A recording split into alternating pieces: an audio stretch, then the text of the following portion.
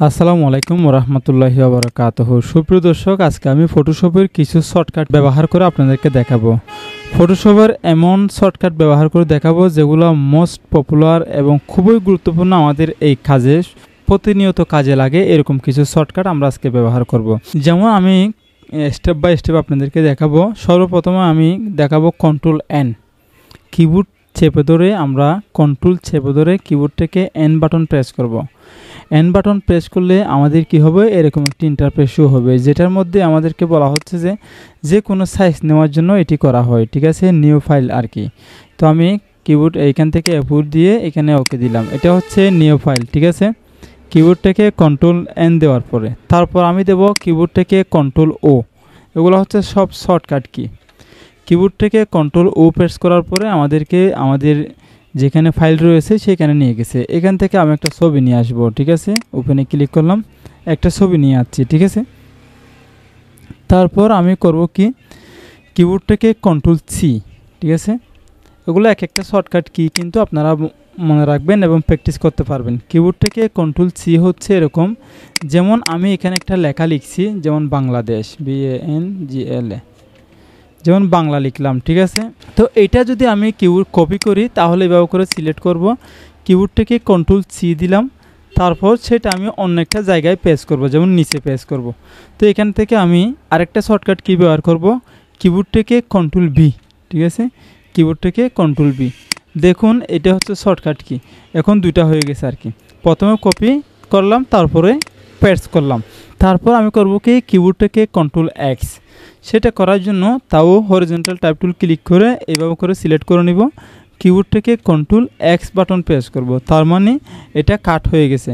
যেমন আমরা অনেক সময় কাট করি, কিবোর্ড থেকে একেবারে কাট করতে চাইলে এইভাবে করতে হবে। তারপর সেটাও যদি আমরা কোথাও পেস্ট করতে চাই তাহলে পারবো। এখানে দিয়ে কন্ট্রোল ভি দিলে এটা পেস্ট হবে।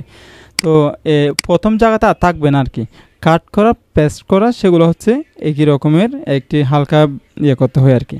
তারপর আমি করব কিবোর্ড থেকে কন্ট্রোল টি, সেটা হচ্ছে ট্রান্সফর্ম করা। ট্রান্সফর্ম কি, ট্রান্সফর্ম হচ্ছে এরকম, যেমন আমি আপনাকে বলি এই ছবিটা। ঠিক আছে, এই ছবিটা আমি এই পেজে নিয়ে আসলাম, এটাকে আমি কি করব, ট্রান্সফর্ম করব, ফ্রি ট্রান্সফর্ম আর কি। ঠিক আছে, দেখুন কিবোর্ড থেকে আমি যদি এটা স্বাভাবিক অবস্থায় ব্যবহার থাকবে, যদি কিবোর্ড থেকে কন্ট্রোল টি বাটন প্রেস করি শর্টকাটে, তাহলে এটা চারপাশে দেখতে পাচ্ছেন কিছু আসতেছে, একটা ট্রান্সফর্ম হয়েছে।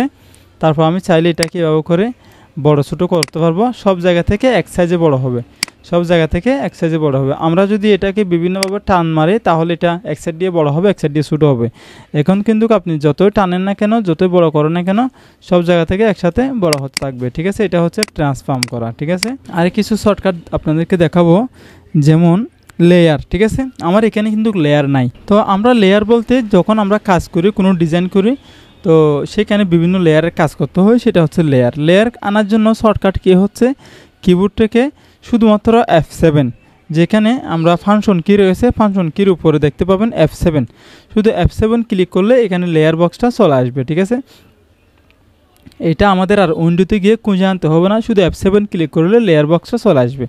আমি এতক্ষণ ধরে যে কাজগুলো করলাম সবগুলো দেখুন এখানে চলে আসছে। এটা হচ্ছে লেয়ারের কাজ। তারপর আমরা কি করব, কন্ট্রোল শিফট এন। তো আমরা এরকম লেয়ার যদি আরেকটা নিতে চাই, যেমন আমার এখানে দেখুন লেয়ার 3 একটা অপশন দেখতে পাচ্ছেন, আমি যদি এটা আরেকটা নিতে চাই, কিবোর্ডটাকে কন্ট্রোল শিফট চেপে ধরে তারপর এন বাটনে প্রেস করে দেব। তারপর কি হবে, এরকম একটি লেয়ারের বক্স শো হবে। আমি এখানে যদি লিখি, দেখুন এখানে লেয়ার 4 লেখা আছে, তখন ওকে দিলাম। দেখুন এই জায়গাতে লেয়ার আরেকটা নতুন লেয়ার হয়েছে আর কি। ঠিক আছে, এটা হচ্ছে নতুন লেয়ার নেওয়ার টেকনিক। ঠিক আছে, তারপর আমি আরেকটি লেয়ার করব, ডুপ্লিকেট একটি লেয়ার করতে চাই। এটাকে এই 4 নম্বর যে লেয়ারটি রয়েছে এটাকে আমি একটা ডুপ্লিকেট লেয়ার করতে চাই, তাহলে কিবোর্ড থেকে কন্ট্রোল জে, কিবোর্ড থেকে কন্ট্রোল জে সেটা দিছি। দেখুন ডুপ্লিকেট একটি কপি লেয়ার হয়ে গেছে। হ্যাঁ, তারপর আমি কি করব, আরেকটি শর্টকাট কি হচ্ছে, কিবোর্ড থেকে কন্ট্রোল জি। দেখুন এই লেয়ারটা 4 নম্বর লেয়ারটাকে আমি যদি কিবোর্ড থেকে কন্ট্রোল জি দিই তাহলে সেটা গ্রুপ হয়ে যাবে। তারপর আমি যদি কিবোর্ড থেকে কন্ট্রোল শিফট বাটন চেপে ধরে জি বাটনে প্রেস করি, সেটা আনগ্রুপ হয়ে যাবে। ঠিক আছে, তারপর আরেকটি শর্টকাট কি হচ্ছে, কিবোর্ড থেকে কন্ট্রোল শিফট ই, কন্ট্রোল শিফট ই। ঠিক আছে, চেপে ধরে তারপর ই বাটনে প্রেস করব। দেখুন সব লেয়ার কিন্তু একটা লেয়ার হয়ে গেছে। অনেক সময় আমাদের এই শর্টকাট কিগুলো প্রয়োজন পড়ে, কিবোর্ড থেকে কন্ট্রোল চিপ ই। তারপর আমি যদি সেটাকে ওপেন করতে চাই, কি আনগ্রুপ করতে চাই, গ্রুপ লেয়ারটাকে, যেমন এই লেয়ারটাকে আমি কি করছি মার্জ করেছি, সেটাকে আমি যদি আনমার্জ করতে চাই তাহলে কিবোর্ড থেকে কন্ট্রোল জেড বাটন প্রেস করলে সেটা আগের মতো চলে আসবে। ঠিক আছে, কিবোর্ড থেকে কন্ট্রোল জেড, এটা একটা আরেকটা শর্টকাট কি। তো আমরা অনেক সময় দেখা যায় কি, এই যে দেখুন এখানে আমি যে পেজের মধ্যে কিছু লেখা আছে, তারপর আরেকটা ছবি আছে। তো দেখুন কিবোর্ড থেকে কন্ট্রোল অল্টার বাটন চেপে ধরে জেড বাটনে প্রেস করলে অনেক সময় দেখা যাবে কি সেগুলো চলে যাচ্ছে একটা একটা, একেবারে সবগুলো হাইট হয়ে যাবে, একটা একটা চলে যাবে।